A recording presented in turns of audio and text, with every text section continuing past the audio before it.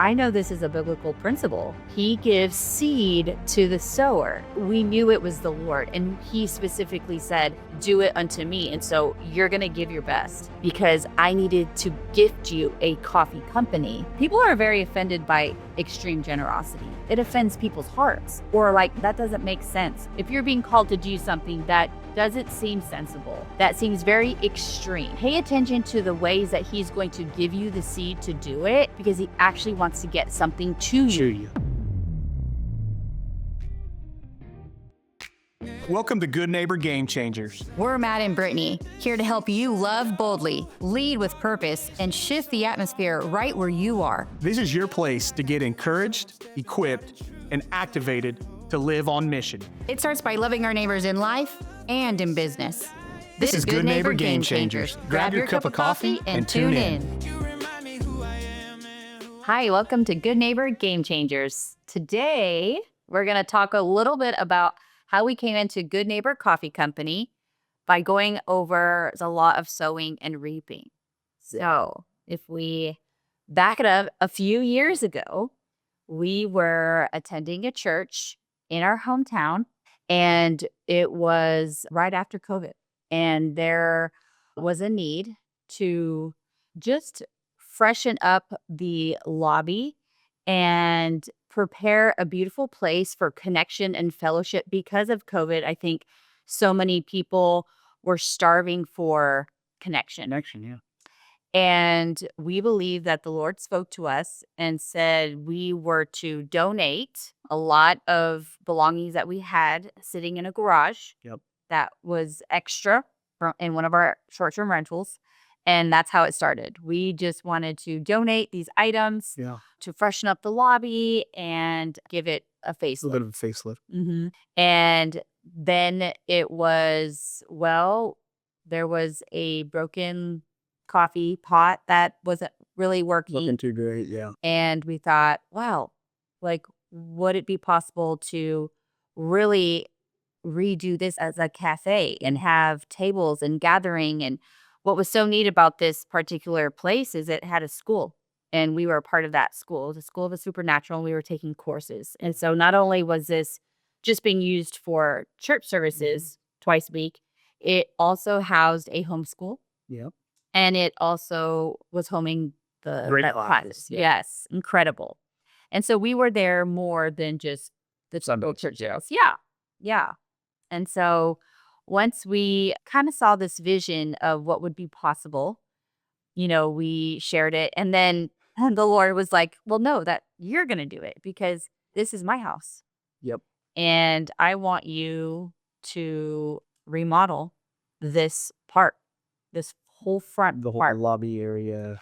And I thought, wow, okay. This isn't something we were just going to fundraise for or, get other people involved in. This was our assignment.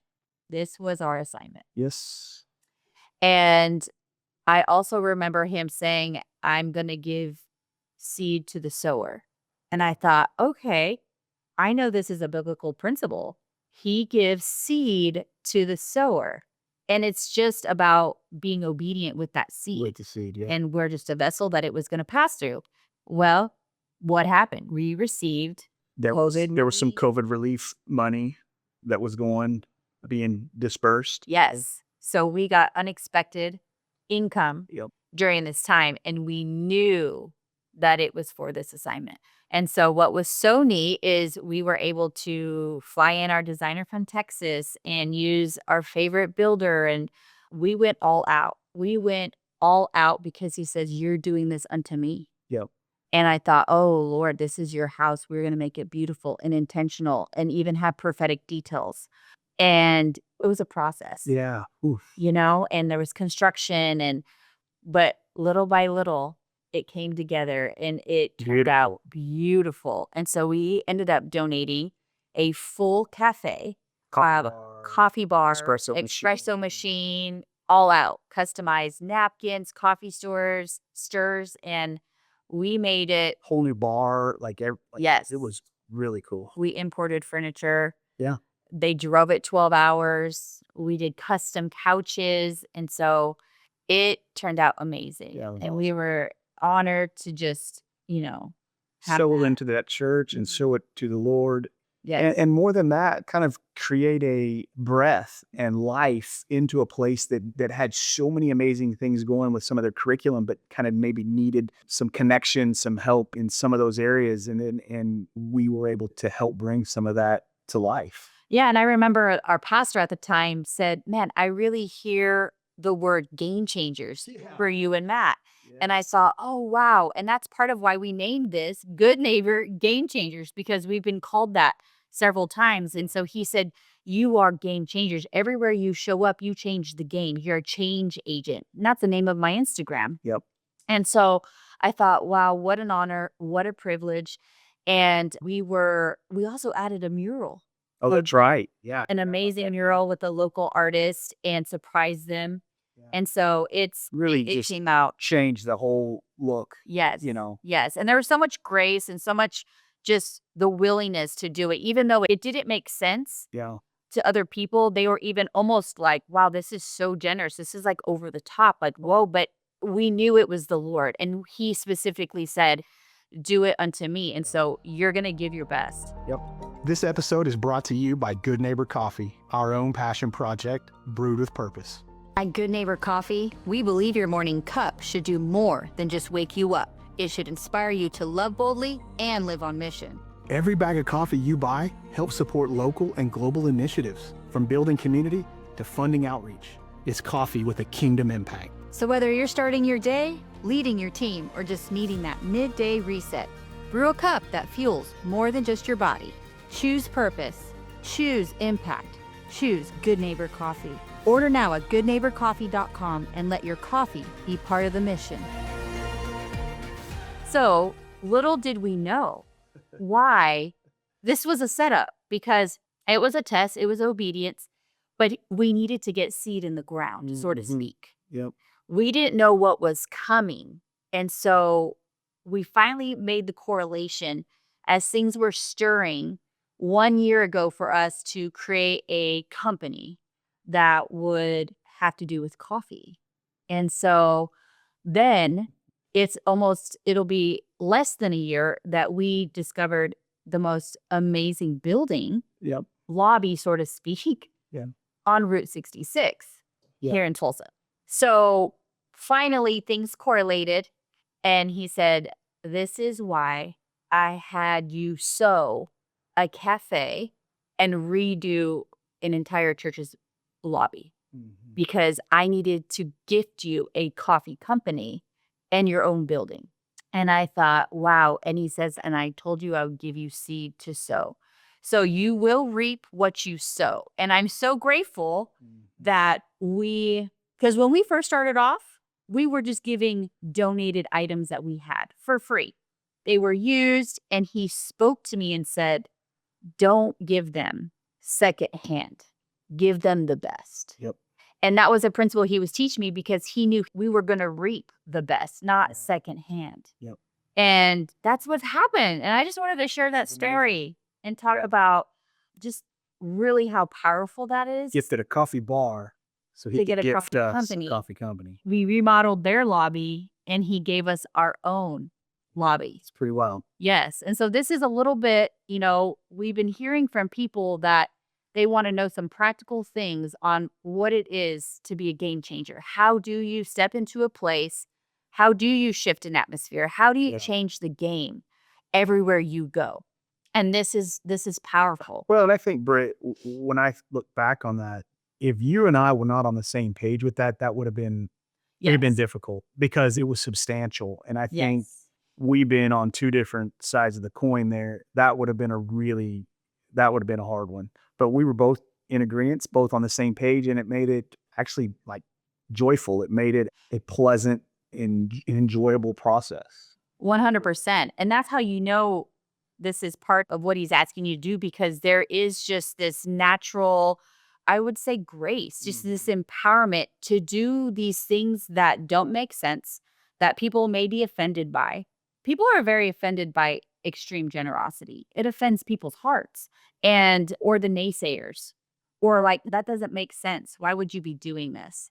when he tells you to do something, it will come with that kind of boldness to obey at all cost.